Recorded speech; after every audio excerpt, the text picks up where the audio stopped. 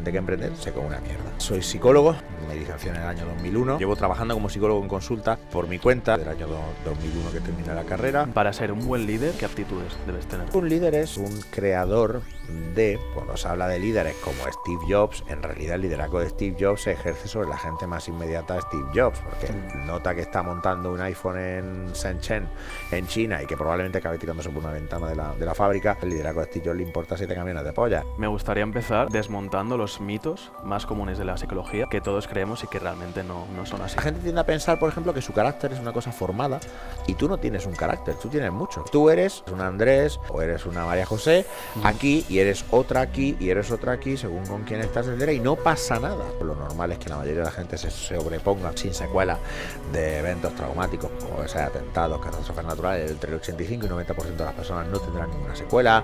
Wow. Que te puedes volver gay o trans porque lo ves en TikTok. En realidad, si te paras a pensarlo, los problemas psicológicos son siempre o excesos conductuales, hago mucho de algo que no debería estar haciendo tanto, o son déficits, no estoy haciendo algo que debería estar haciendo. Una persona con un trastorno obsesivo lo que hace es que piensa mucho, piensa demasiado. Una persona depresiva lo que muestra sobre todo son déficits conductuales, deja de hacer cosas. Claro. ¿Qué es la depresión? Una depresión es un conjunto de conductas que, si yo tuviera que describirlas, se caracterizan normalmente por muchas personas que el rol de enfermo, el rol de persona con un problema, hace que reciban una atención que no recibían anteriormente. Una persona manifiesta una depresión, entonces recibe atención de todo el mundo, no tiene que hacer ciertas tareas porque tú lo que tienes que hacer es descansar. Ramón Nogueras Pérez, bienvenido a Emprendedores. Muchas gracias. Bueno, tenía muchas ganas de hablar contigo porque, como te he dicho, creo que eres el enlace perfecto entre emprendimiento y psicología, que al final creo que son cosas que van de la mano. Y también hablaremos de otros temas como la depresión, el suicidio, que están muy patentes hoy en día y son muy importantes. Psicología positiva, un poco tus charlas TED y tu libro que presentarás en unos días. Entonces, para la gente que no te conozca, preséntate un poco, a qué te dedicas y de dónde vienes. Vale, pues soy Ramón Nogueras, soy psicólogo, soy de Granada, estudié la carrera allí, me licencié en el año 2001 y bueno, pues llevo trabajando como psicólogo en consulta por mi cuenta desde ese momento, desde el año 2001 que terminé la carrera. He vivido unos años en Madrid trabajando y dedicándome muchísimo al tema de la consultoría en recursos humanos y a la formación corporativa en empresas, y en 2008 me vine aquí a vivir a Barcelona y también he seguido dedicándome al emprendimiento, a la consultoría cada vez menos, sobre todo desde nacer mis hijas, y a la consulta, y desde el año 2012 soy docente aquí en la Escuela Universitaria Mediterránea, donde imparto clase en el grado de marketing, que doy un par de asignaturas, habilidades directivas y emprendimiento, y en el grado de turismo, donde doy emprendimiento, habilidades directivas y una asignatura de negociación y otra de dinámica de grupo y liderazgo. Y también imparto una asignatura de negociación en el grado de ADE del Institut Químic de Sarriá, y antes pues he estado en otras universidades también. Como has dicho, fuiste 6 años autónomo como consultor, luego fundaste tu consultoría. ¿Fue tu primer emprendimiento? Sí, bueno, a ver, depende de cómo lo mires. Si por emprender entendemos el trabajo autónomo, pues supongo que llevo siendo emprendedor desde el año 2001, porque el centro en el que yo empecé a trabajar en Granada, pues éramos, bueno, cada uno de su padre y de su madre, ¿no? Y yo ya estaba dado de alta como autónomo y tal. Pero yo, si tuviera que ponerle un momento a emprender, es en el año 2005, que dejo mi segundo trabajo por cuenta ajena. Yo he tenido 2 trabajos por cuenta ajena cuando me fui a vivir a Madrid. El primero estuve 1 año en el departamento de formación de una multinacional. Al cabo de 1 año me fui y me metí en una pequeña consultora donde estuvimos haciendo, sobre todo hacíamos selección y formación de perfiles comerciales y hacíamos alguna cosa de consultoría, y ahí fue donde yo me puse por mi cuenta, y al principio pues como autónomo, pero luego pues decidí crear una sociedad, una empresa, y luego pues ya me metí en otras cosas. Lo que pasa es que entonces sí, diríamos que en torno al año 2005 es cuando yo tengo mi primera experiencia emprendiendo. ¿Y por qué decidiste dejar de trabajar por cuenta ajena y hacerlo ya por cuenta propia como autónomo? Hay gente que no valemos para tener compañeros ni jefes. No, lo digo en serio, mi mujer ha trabajado siempre por cuenta ajena. Mi mujer ha estado muchísimos años trabajando en un banco, y cuando venía y me contaba movidas de la oficina, yo siempre daba gracias de no tener compañeros ni jefes ni tener que aguantar mierda. A ver, esto es una cosa que tiene mucho que ver con con el carácter, porque al final emprender lo vende muchas veces la gente como la panacea, y una de las primeras cosas la primera cosa que yo enseño en la asignatura de emprendimiento es que la mayor parte de la gente que emprende fracasa miserablemente, y que es muy tentador dejarse llevar por el seco de superviviente y los mitos del garaje y tal, y la mayor parte de gente que emprende se come una mierda. Eso es lo primero. Lo segundo, que no es para todo el mundo y está bien, quiero decir, cambias unas cosas por otras. En mi caso, para mí, lo de trabajar por cuenta ajena en realidad fue un paréntesis. O sea, no es... descubrí al probarlo que no era realmente la forma de trabajar que me va a mí mejor. Entonces probé en la multinacional grande, probé la empresa pequeña y no me gustó ninguna de las dos, porque me gusta la independencia, me gusta poder planificar, al menos hasta cierto punto, mis propios horarios, mi propia forma de trabajar, y luego también evidentemente hay un incentivo económico. En general, el que trabaja por su cuenta tiene mejores posibilidades de ganar más dinero y de que te vaya mejor que una persona que trabaja asalariada. Aquí en España se dice mucho eso de nadie se hace rico trabajando para otro. No diría que es completamente cierto, te puedes hacer muy rico trabajando para otros, pero creo que es bastante, al menos para la mayoría de gente, se gana más dinero trabajando por tu cuenta que por cuenta ajena. ¿Y cómo puedes saber si estás preparado mentalmente para empezar un emprendimiento con todo lo que ello conlleva? Esto es una de estas cosas que también sale mucho en consulta, que es cuando la gente me dice que yo no sé si estoy preparado para, por ejemplo, tener una relación. Y yo siempre me pregunto cómo se prepara uno, si va al gimnasio, hace una oposición o qué cojones hace. Uno no está preparado, uno prueba y ve. Sí es cierto que uno se puede preparar, por ejemplo, tratando de aprender lo máximo posible de dónde se mete antes de meterse. Y esto no es tampoco, o no necesariamente una promo de mi asignatura, sino que es el hecho de que hay muchísima mitología, hay muchísima desinformación y muchísima idea equivocada acerca de lo que supone emprender.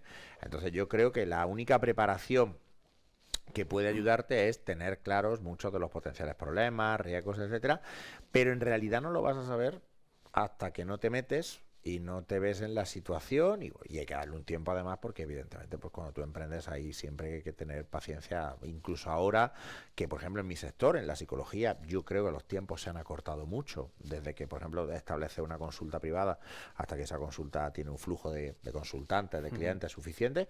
Yo creo que el tiempo, gracias a las redes sociales por ejemplo, se ha acortado muchísimo, pero incluso ahí estamos hablando de que vas a empeñar fácilmente al menos 1 año o 2 de tu vida mínimo para ver si sale o no sale. Claro. Con lo cual, a la hora de prepararte, yo creo que lo mejor que puedes hacer es aprender mucho acerca de qué significa emprender y qué significa emprender en tu mercado, en tu sector elegido, y luego hacerte la idea de que tienes que estar dispuesto a empeñar eso una cantidad de tiempo significativa. Y digamos, ¿qué psicología en general suele tener una persona emprendedora? Yo no creo que haya un perfil de persona emprendedora, porque al final muchas veces para empezar el emprendimiento no se hace solo. Quiero decir, en realidad el emprendedor, como en mi caso, que yo me lo guiso y yo me lo como, pues es solo una parte, con lo cual en realidad tú puedes tener gente de todos los tipos de formas de comportarse emprendiendo, porque a menudo muchas veces tendrán socios o tendrán empleados o tendrán colaboradores que les cubran aquello que no es su punto fuerte. Con lo cual no creo. Yo creo que sobre todo, más que las cosas, que tu forma de ser, es que además, ¿sabes? Esto es una cosa rara viniendo de un psicólogo, o bueno, es una cosa rara viniendo de lo que la gente cree que es un psicólogo, pero eso de forma de ser en realidad no tiene mucho sentido. Al final tú lo que tienes son preferencias. Entonces, por ejemplo, yo tengo una gran preferencia por no ver gente, que eso es una cosa que además, dedicándome a la docencia y a la psicología, suena raro pero tiene sentido. Tengo una gran preferencia por trabajar las horas que a mí se me antoja, pero por ejemplo hay aspectos del emprendimiento que son, y ojo, son cruciales, como es toda la parte de administración, toda la parte de organización, que he aprendido por las malas, que necesito ayuda, y que ahí es donde entonces hace falta una persona atenta al detalle, una persona minuciosa y una persona que realmente disfrute con todas estas cosas. Esto le mando un beso a mi mujer, que ella trabaja en finanzas y me aguanta muchas de estas mierdas.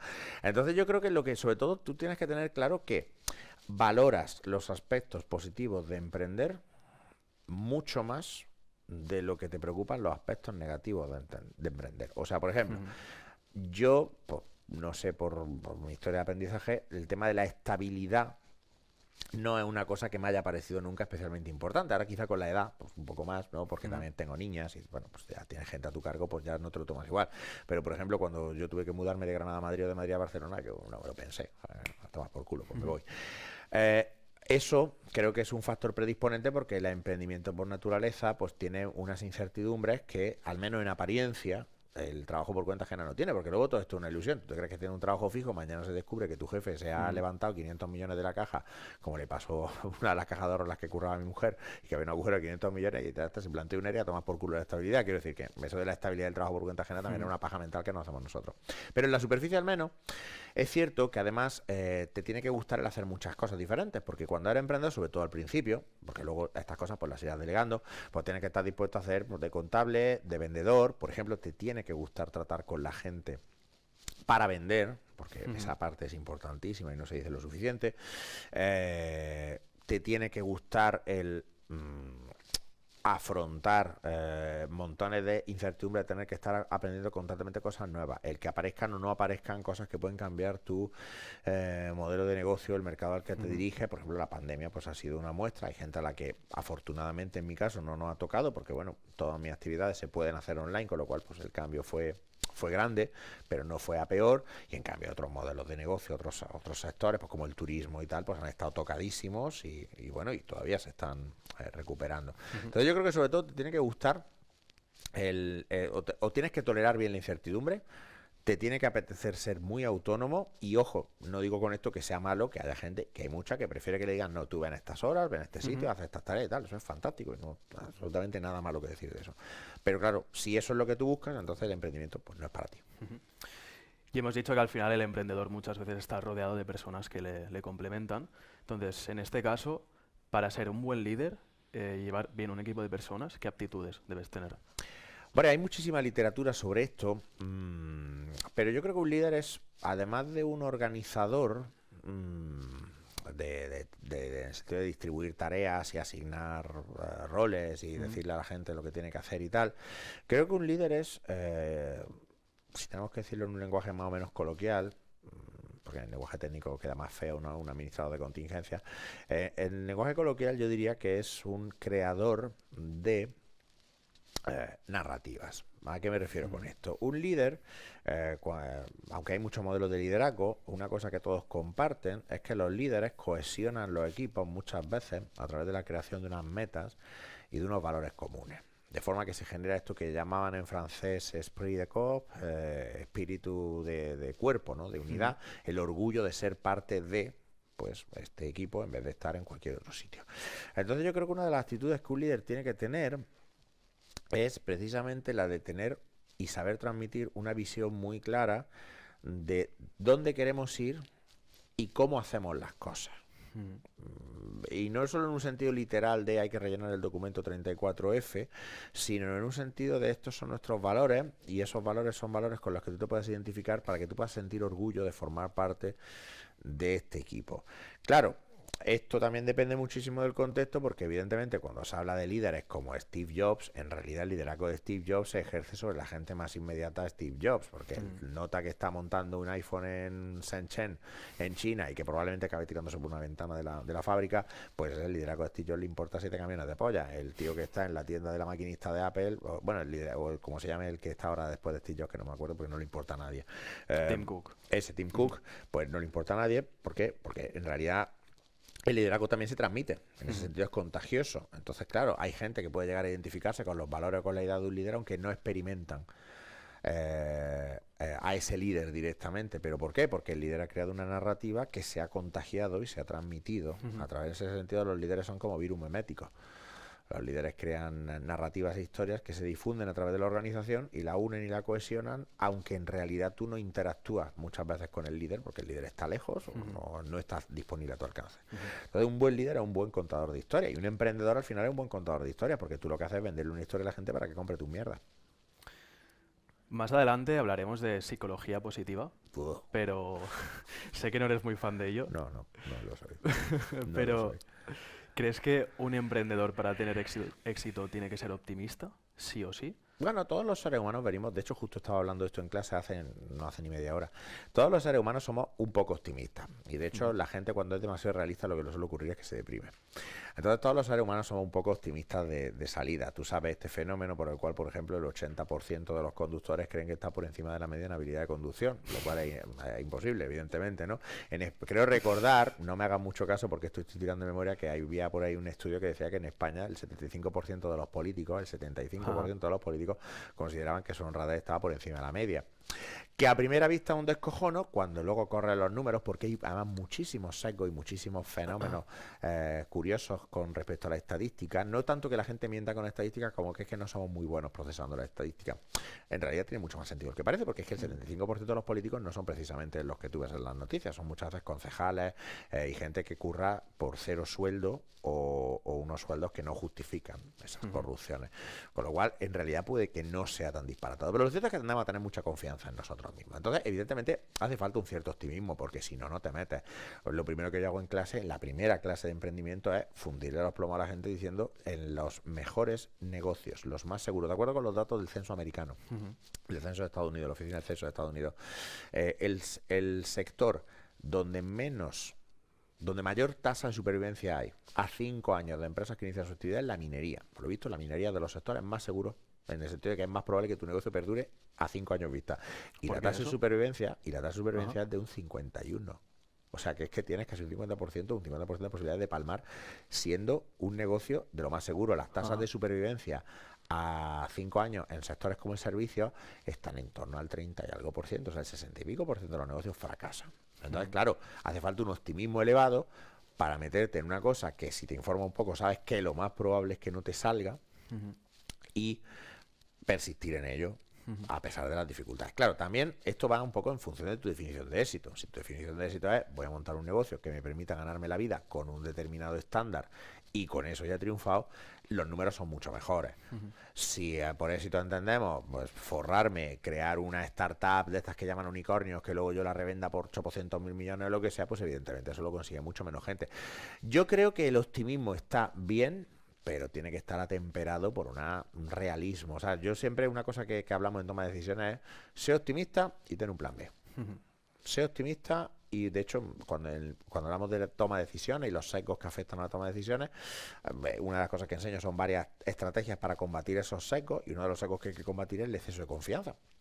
Entonces, muchas de las técnicas que se enseñan son, sí, tú piensa que te va a salir bien, pero piensa también en todas las formas en las que podría salir mal y qué harías en cada uno de estos escenarios para evitar que pase o para minimizar el impacto si ya ha pasado. Ujú. Entonces, yo creo que el emprendedor tiene que jugar ahí un balance delicado entre tengo que ser optimista y tengo que creerme esto porque si no, no lo hago, pero no puedo dejarme llevar por ese optimismo porque entonces si no voy a cometer entonces después un error que sea fatal. Has mencionado ahora el fracaso. ¿Qué consejo les darías a las personas que nos estén viendo, que hayan emprendido y hayan fracasado o incluso se hayan arruinado para no venirse abajo o incluso acabar en una depresión? Hombre, es que arruinarse es un motivo muy legítimo para venirse abajo. Es que a mí cuando alguien llega y dice, lo he perdido todo, hipotequé mi casa y perdí mi casa y estoy muy triste, lo que yo le voy a decir como psicólogo es, coño, es que es una reacción saludable y normal, Claro. saludable en el sentido de que, bueno, pues la reacción que la mayoría tendríamos. A ver, evidentemente, es que no hay, creo, forma de evitar pasar lo mal. Y Ujú. además creo que el énfasis en intentar evitar el malestar es en sí un problema psicológico. Esto no lo digo yo, esto lo dice el calvo de Stephen Hayes, que es el señor que inventó una de las terapias de última generación más conocidas, la terapia de aceptación y compromiso, y sostiene, Ujú. yo no estoy del todo de acuerdo con él, pero parte de razón creo que sí tiene, que todos los problemas psicológicos al final son problemas de evitación. Entonces, si tú no te has arruinado por completo, vamos a poner en un caso más moderado, que es, pues Ujú. mira, me metí en un negocio, palmé una cantidad de dinero, la cosa no salió bien, y le eché tiempo, esfuerzo y tal, y no salió bien, pero tampoco es que me haya arruinado. Ujú. Bueno, ahí lo único que puedes hacer es sacar lo que buenamente puedas y primero hacer una valoración honesta y real de he disfrutado de este proceso, he disfrutado de ser completamente mi propio jefe, he disfrutado de tener que estar encima de montones de cosas, aunque solo sea para delegarlas en otras personas y supervisar lo que están haciendo, porque claro, yo por ejemplo, pues yo no hago nada de administración ni de contabilidad porque no tengo ni idea, pero bueno, Ujú. yo tengo unos colaboradores, pues yo tengo que estar encima de ellos. He disfrutado de esta incertidumbre.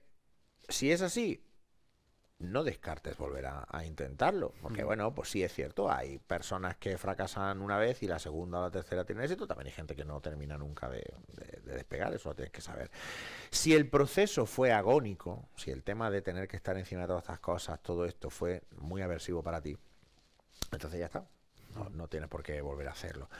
Y entonces, si decides que sí, echa una mirada justa y crítica, date cuenta y observa las cosas que hiciste mal y piensa en cada una de ellas qué lección es la que vas a sacar y qué es... que la mayoría de las veces, de acuerdo con la investigación, es me faltó capital. Porque al final no recuerdo, esto estoy tirando también de memoria, si había investigación que apuntaba que la mitad de los negocios que fallan porque no tienen suficiente capital como para aguantar hasta el punto en el que ya echan a rodar de verdad y empiezan a ser rentables. Luego hay otros 50 que fallan pues porque el concepto del producto a lo mejor no está bien pensado, porque no es el momento. Muchísimos negocios fallan porque es una idea buenísima que tendría que habérsele ocurrido a alguien un año antes, un año después, o haberlo probado en esta ciudad en vez de en esta otra. Es decir, hay muchísimos factores, pero en muchos casos, y esto por ejemplo lo veo muchísimo en la asignatura cuando le pido a mis alumnos que desarrollen un proyecto y tal, y hay una parte en la que evidentemente tienen que hacer una estimación de qué capital inicial necesitamos, porque se supone que se lo van a tener que pedir a unos inversores, es parte del ejercicio, y muchas veces se quedan cortísimos, porque precisamente al contrario, el mejor escenario para emprender es un escenario en el que tú tienes dinero de sobra para poder estar el tiempo que sea necesario hasta que el negocio empiece a rentar. Entonces, yo siempre una de las primeras cosas que miraría es, ¿has tenido suficiente capital? ¿Has tenido suficiente financiación? ¿Puedes probar otro negocio que a lo mejor tenga un coste inicial mucho más bajo y que a lo mejor no requiere una inversión tan fuerte? Claro, aquí depende de en qué nos movamos. Por ejemplo, una de las revoluciones que ha traído el tema de Internet y las nuevas tecnologías es que el coste de iniciar muchísimos negocios lo ha tirado al suelo. Claro, porque quizá no sea exactamente cero, pero es un coste perfectamente asumible y además sin necesitar deuda, sin necesitar una serie de factores de riesgo que son por de donde ahí viene esa narrativa que cada vez se está quedando más desfasada, ¿no? Del emprendedor que tiene que hipotecar su casa.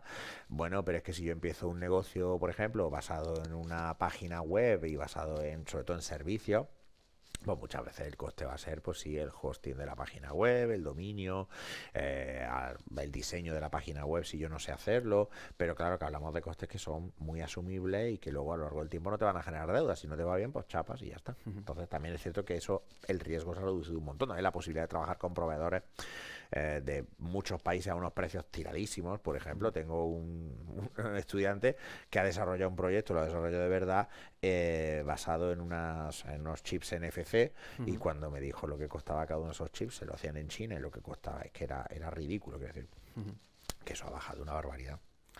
Y ahora entrando más en concreto en la psicología en sí, me gustaría empezar desmontando los mitos más comunes de la psicología que todos creemos y que realmente no son así. Creo que me puedo estar una semana. De hecho, hace poco Lilienfeld sacó un libro que no me acuerdo si eran 50 o 75 mitos de la psicología y una tochaca así. O sea, a ver, en primer lugar, cosas que la gente tiene que entender. Las personas, la psicología es la ciencia que estudia la conducta del organismo en su contexto. Entonces, siempre que queremos pensar en modificar la conducta de alguien, lo primero que tenemos que pensar es en mirar en el contexto de esa persona. O sea, casi siempre una de las cosas que más comete la gente este error es atribuir a causas internas lo que en realidad tiene causas muchas veces externas de tu interacción con el entorno. Nosotros nos comportamos porque hemos aprendido a comportarnos así a través de nuestra historia, de nuestras interacciones con el medio, y entonces eso quiere decir que muchas veces cuando la gente dice yo soy de una manera, en realidad eso es mentira. Una cosa que digo en el último libro, que se llama precisamente ¿Por qué Apoya hace eso? Porque es un intento de hacer una introducción al análisis funcional de la conducta, cómo analizamos y cómo modificamos la conducta de la psicología. Digo, no mires dentro de ti para buscar las causas de tu conducta, porque dentro de ti lo único que hay son tripas. Esto es más una frase resultona que la verdad verdadera. Pero la gente tiende a pensar, por ejemplo, que su carácter es una cosa formada y tú no tienes un carácter, tú tienes muchos. Quizás uno de los mitos más grandes de la psicología es que no existe un yo como tal dentro de ti, que es el verdadero. La gente dice, no, pero yo en el fondo soy tu esencia, tú eres, exacto, tu esencia, exacto, ese esencialismo, sino que tú eres un Ramón, o eres un Andrés, o eres una Luisa, o eres una María José, aquí, y eres otra aquí, y eres otra aquí, según con quién estás, etcétera, y no pasa nada, no pasa nada. En segundo lugar, entender que muchas veces recurrir a conceptos como fuerza de voluntad, personalidad, etcétera, es una distracción de cómo entender y cambiar la conducta de las personas. Y eso también quiere decir una cosa muy importante, que es que muchos de los problemas psicológicos son problemas del contexto. Porque muchas veces, por ejemplo, cuando se ve un crimen horrendo, pues tendemos a pensar que eso lo ha tenido que realizar alguien que tiene un trastorno. Y no es cierto. Que por supuesto a veces puede ocurrir, evidentemente. Pero la realidad es que con la evidencia en la mano, las personas que tienen problemas psicológicos tienen en general más probabilidad de ser víctimas que ser victimarios. Entonces ese es otro mito, ¿no? El loco como el loco peligroso y tal. Y por supuesto que a veces hay personas con trastornos que han cometido actos violentos, actos delictivos. Evidentemente eso puede ocurrir, ha ocurrido, pero no es necesariamente el mayor riesgo. Hay muchísimos más. Que la infancia es súper importante y que según la infancia que tengas va a tener problemas psicológicos en el futuro. Esto no es cierto.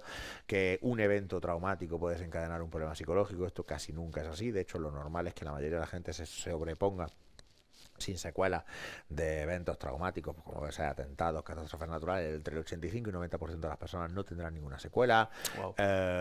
Por ejemplo, que te puedes volver gay o trans porque lo ves en TikTok. La identidad de género se suele fijar en torno a los 3 años y normalmente ya no se mueve. Es que me pongo y no acabo.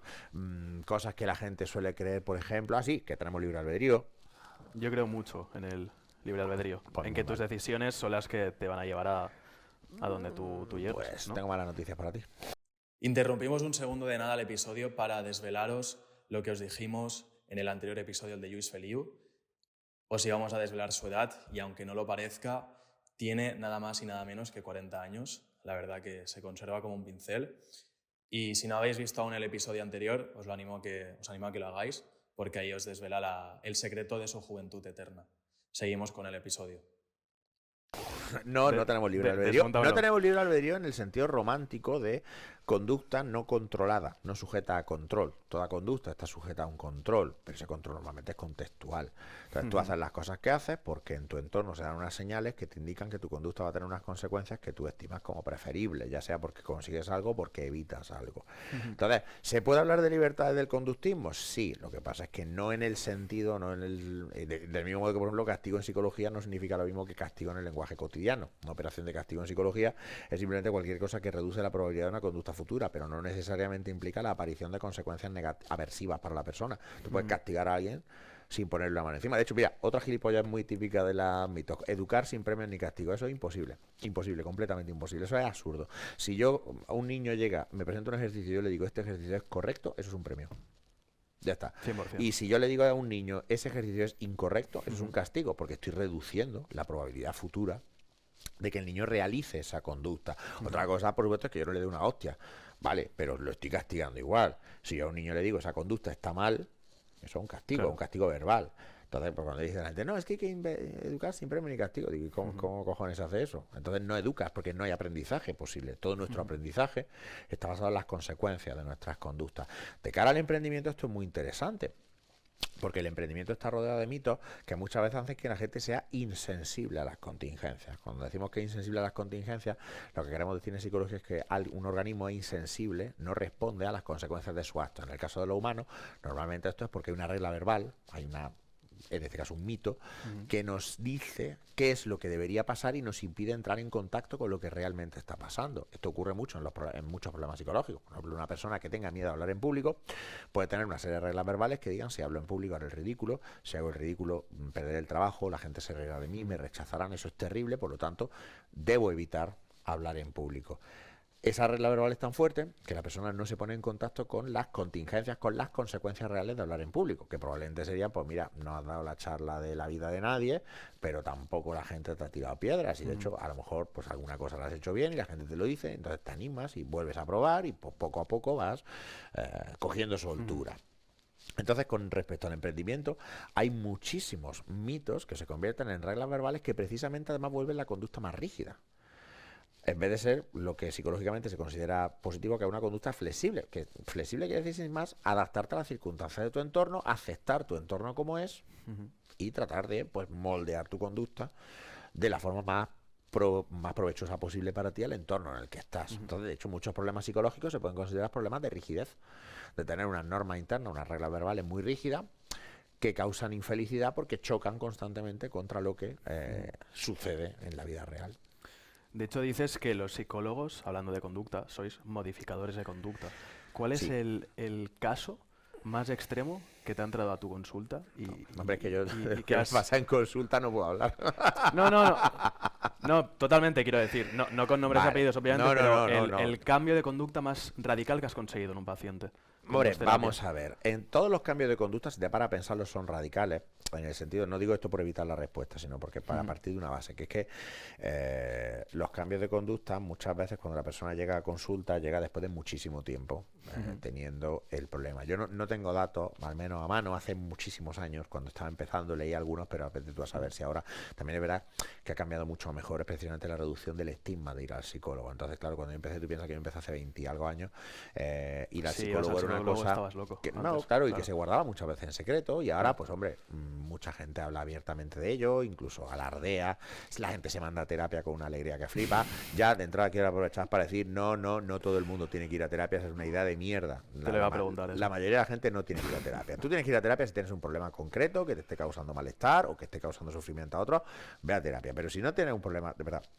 De hecho, te diría más, yo calculo que en torno a un 9-10% de gente que viene a mi consulta, en la primera sesión les despido en el sentido de decir, mira, no tienes un problema psicológico, tienes un malestar que, bueno, pues que se debe a una circunstancia y que es normal que experimentes y no estás haciendo nada que sea problemático. Pero bueno, por hablar de un cambios muy grandes.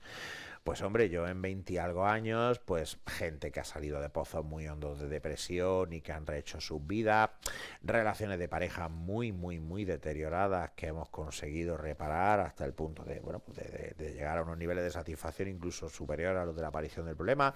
Hace muy poquito una chica que estuve tratando, que viene por un problema de ansiedad social gravísimo con el que llevaba toda la vida, por 20 años peleando, tenía 20 y tantos años, pues 20 años peleando, y en unas 4 o 5 sesiones, no siempre es tan fácil, no siempre es tan rápido, ojalá, pero no siempre, estaba haciendo networking en el mobile World aquí Congress. en Barcelona, conociendo gente, presentando su empresa, cosa que para ella hace unos meses era absolutamente impensable, y disfrutando del proceso. Claro, se pueden dar cambios en ese sentido muy grandes. También hay cosas que, por más aprendidas que sean, no son modificables. La orientación sexual, los conductistas pensamos que es aprendida, aunque, a ver, aprendido, también hay componentes innatos en las conductas aprendidas, pero no siempre es modificable. Hay muchísimas conductas que son producto de aprendizaje. Por ejemplo, comer es una conducta innata, pero cómo comemos se aprende.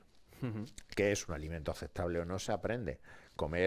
Beber agua es una conducta innata, pero qué bebidas son aceptables y cuáles no para ti es un proceso aprendido. Entonces, por ejemplo, hay conductas que son aprendidas, como es la orientación sexual, pero no son modificables. Por eso las terapias de conversión fracasan. Pero hay cosas muy alucinantes en este sentido que se pueden hacer, pues desarrollo de habilidades sociales. En realidad, si te paras a pensarlo, los problemas psicológicos son siempre o excesos conductuales, hago mucho de algo que no debería estar haciendo tanto, o son déficits, no estoy haciendo algo que debería estar haciendo. Una persona con un trastorno obsesivo lo que hace es que piensa mucho, piensa demasiado.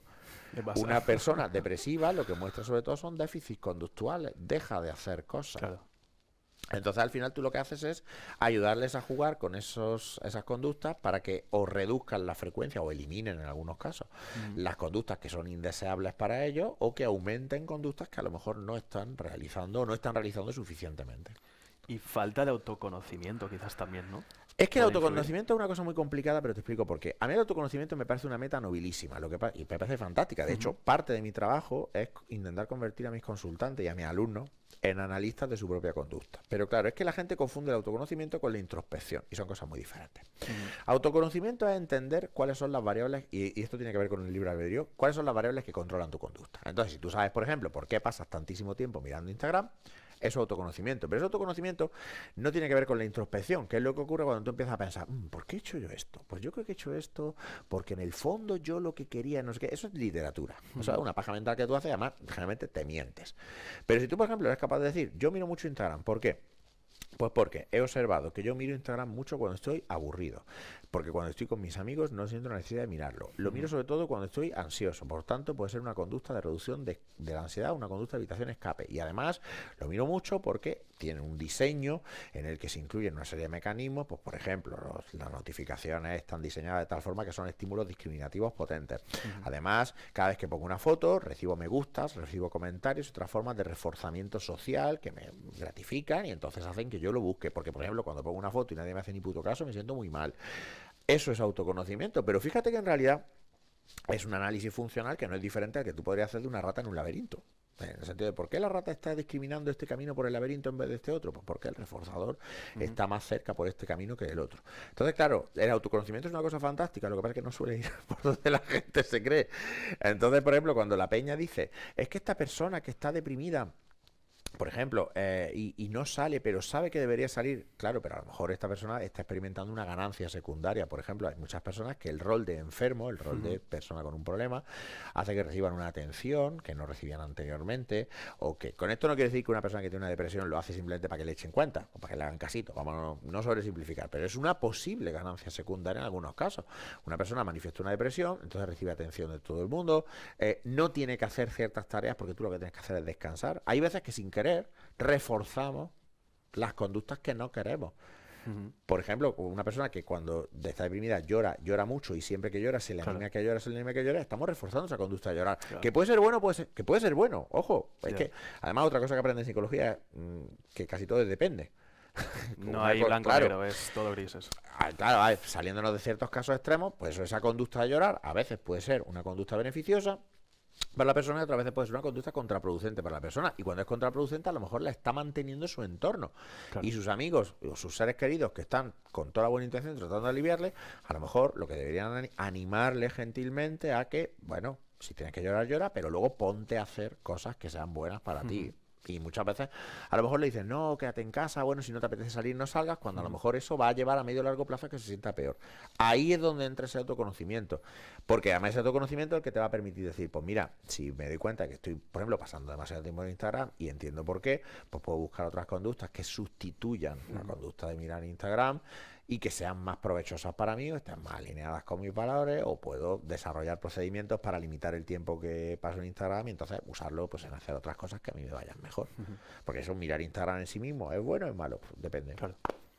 Claro, ya entiendo que llegas al origen del problema y tienes, ¿no?, una posible solución. Claro, es que además hay que diferenciar el origen y el mantenimiento, porque una cosa es el origen de un problema y otra cosa es lo que mantiene un problema. A veces pueden ser lo mismo y a veces no. A menudo no lo son. Muchas veces un problema empieza por unas causas, pero luego se mantiene por otras. De hecho, muchas veces otra cosa que sorprende mucho a la gente en consulta es que les preguntamos muy poco sobre, pero qué sé, sus experiencias tempranas. Puede ser que sí, pero en un análisis funcional hay dos hipótesis que tú pones a prueba. Una es la hipótesis de origen, que este problema empieza así, y la otra es la hipótesis de mantenimiento. Este problema se mantiene porque la persona obtiene esto de esta conducta. Siempre hay que pensar en estos términos, ¿qué está sacando la persona de la conducta? Y normalmente es o saco algo o evito algo que no quiero. Vale. Muchas veces son cosas completamente diferentes, porque a lo mejor, no sé, mira, un caso muy tonto, una chica que tuve hace una pila de años que tiene una fobia terrible a las palomas, terrible. Y le impedía hacer una vida normal porque, por ejemplo, no podía estar en una terraza, porque no podía estar en una terraza. Prácticamente. Bueno, salir podía vigilando, pero sentarse en una terraza era una cosa que no podía porque y si una paloma se acerca, tal. Y entonces, pues, contándome su vida, pues esta chica resulta que su familia es de una aldea de Galicia y un día, pues cuando era pequeñita, fue a ver a su abuela, y su abuela pues tenía ahí pues gallinas, tenía algún animalito y tal, y la abuela pues por hacerle la coña cogió una gallina y se la tiró, así. Entonces la gallina pues se puso a aletear y tal, y no le hizo nada, pero bueno, era pequeñita, se sobresaltó. Entonces ahí tú puedes trazar un proceso de generalización por el cual un estímulo concreto, que son las gallinas, se condiciona a una reacción de ansiedad muy fuerte, entonces gradualmente ese estímulo se generaliza a otros estímulos similares, ¿vale? Pues a otros pájaros, etcétera, etcétera. Y entonces esta chica empieza a evitar los sitios con pájaros porque a los pájaros le dan miedo y poco a poco el problema es la evitación. Vale. Pero esa hipótesis de origen a mí no me soluciona nada de ahora. ¿Por qué? Porque la abuela no está. O sea, a mí la abuela la abuela está muerta. Claro. No sé si me explico. Ella no tiene que ir a una granja en Galicia a hacer nada. Claro. Yo lo que está manteniendo ahora ese problema es la reducción del miedo, porque cuando ella piensa en ir a un sitio con pájaros, experimenta miedo, entonces lo evita y reduce el miedo. Eso es lo que lo está manteniendo. Una cosa es la causa y otra cosa es el mantenimiento. Y ahora, Ramón, me gustaría ya entrar de lleno iremos acabando porque nos quedamos sin tiempo. Entraremos de lleno ya en la depresión. ¿Qué es la depresión? A ver, una depresión es una etiqueta que le ponemos a un conjunto de comportamientos, ¿vale? Esto es lo primero que se tiene que entender. Pero esto es la realidad de la mayoría de los problemas psicológicos porque no hay ahora mismo, a día de hoy, luego los puede haber en el futuro, la ciencia progresa y puede cambiar, marcadores fisiológicos claros de ningún problema psicológico. Y el que diga lo contrario, miente. A veces puede haber problemas orgánicos que causan alteraciones en la conducta, pero entonces no es un problema psicológico, es un problema orgánico. Te pongo un ejemplo. Alteraciones de la tiroides pueden causar comportamientos que se pueden confundir. De hecho, por eso los psicólogos muchas veces tenemos que descartar causas orgánicas, tenemos que pedirle a la persona que se haga las pruebas oportunas y descartar causas orgánicas.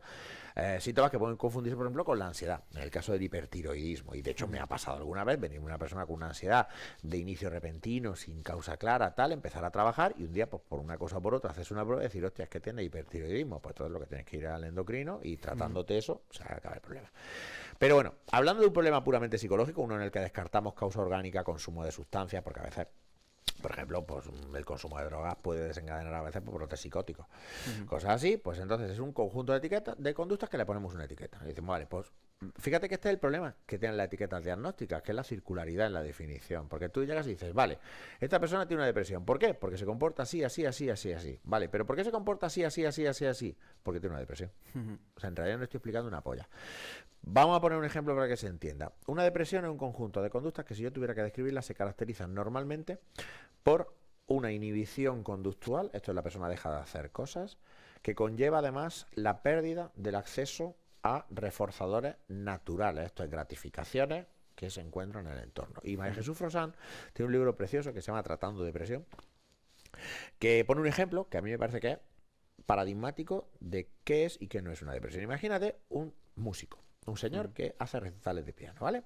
Y este señor va a salir a dar un concierto y entonces, justo cuando va a salir, le dan una noticia que es que se ha muerto su mujer. Y el tío, lógicamente, se pone tristísimo, se pone fatal, cancela el concierto. Todo hasta aquí, normal. Lo primero que tenemos que entender es que la depresión no es estar triste, porque la tristeza de una persona con depresión no se diferencia de la tristeza de una persona que no tiene una depresión. Y ahora lo vas a entender. Ahora tú imagínate que esta persona tiene básicamente dos posibles cursos de acción.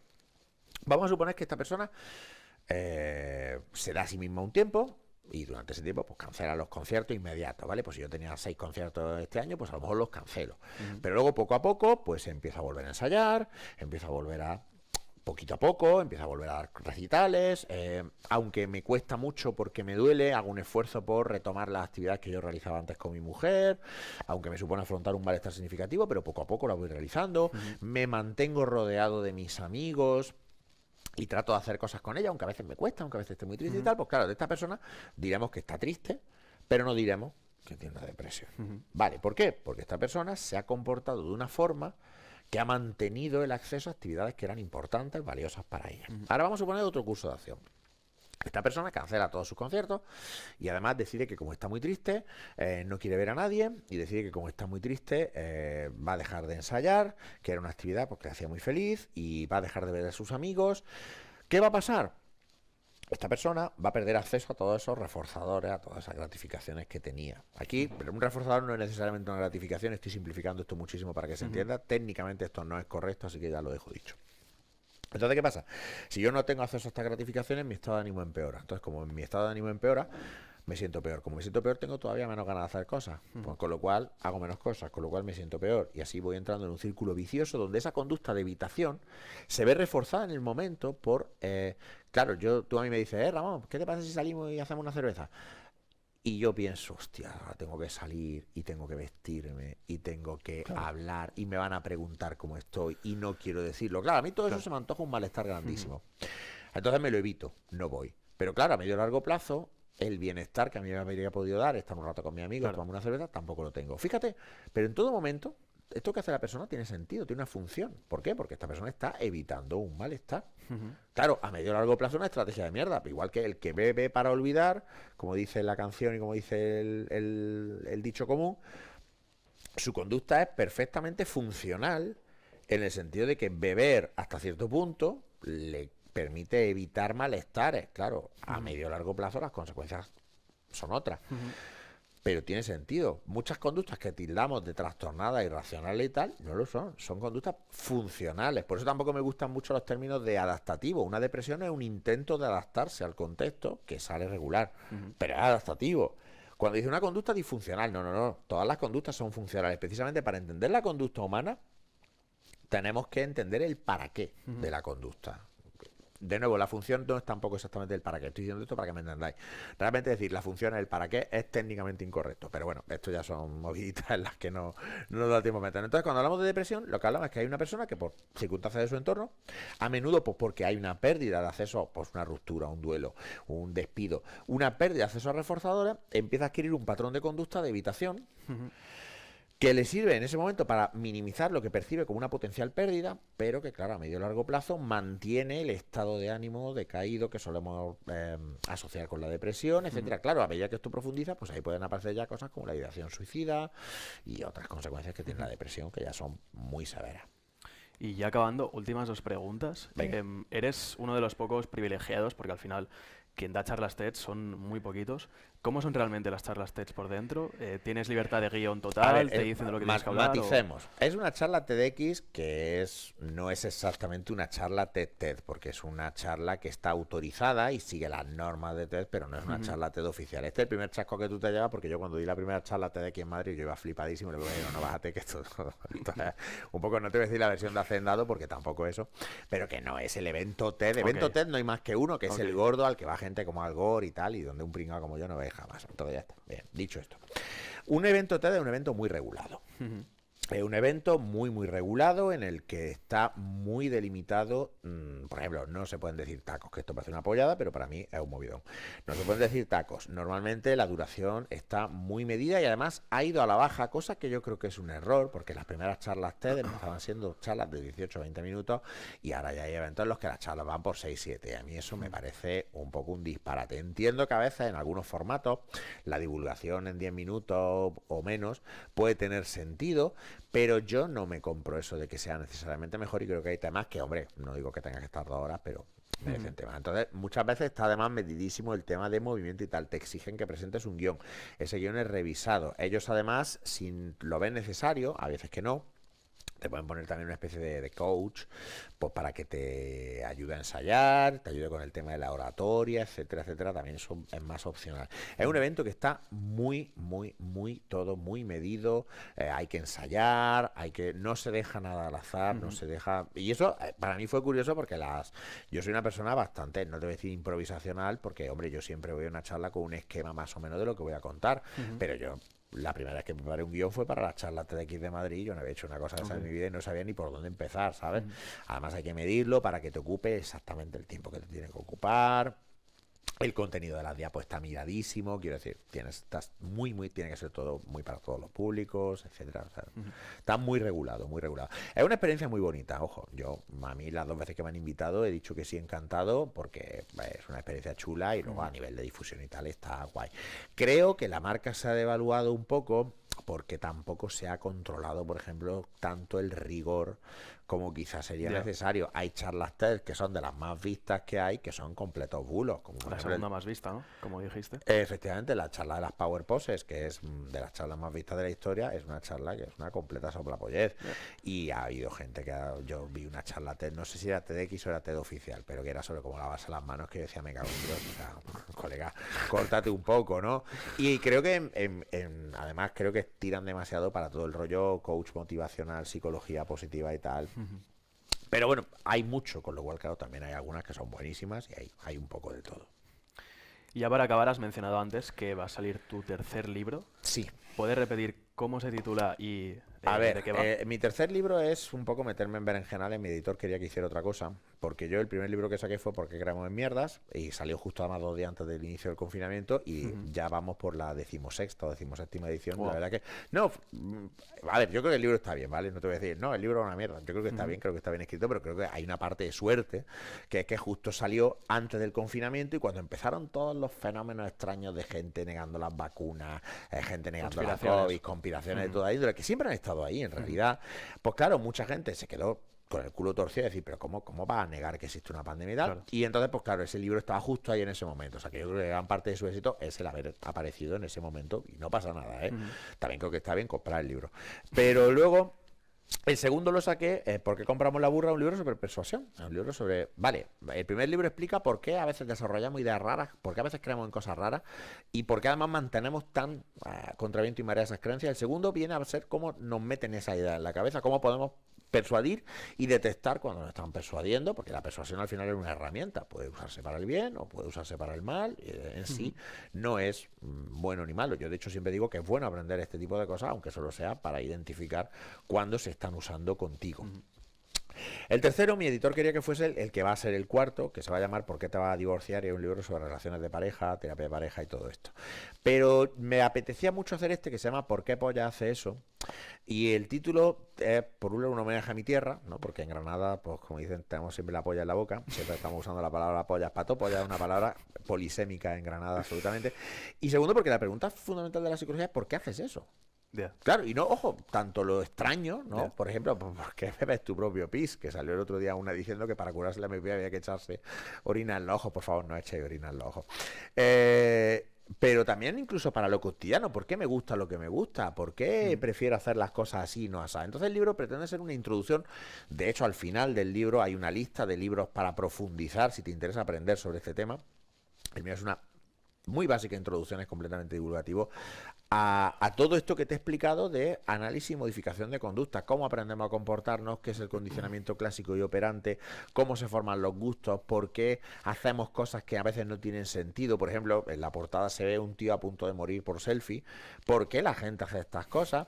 Desde un punto de vista funcional. Entonces yo lo que espero es, con este libro, interesar a la gente en profundizar más en esto y en darse cuenta de que el análisis funcional de la conducta es quizá la aproximación más útil a nivel cotidiano que proporciona la psicología y una de las herramientas mejores para entender la conducta, alejándote de explicaciones mitológicas, que si el inconsciente no existe, en el sentido freudiano no existe, que si la personalidad de no sé qué, de no sé cuánto, la mitad de la escala de personalidad son un timo, el enneagrama es una chuminada. Mira que lo tengo pendiente de hacer.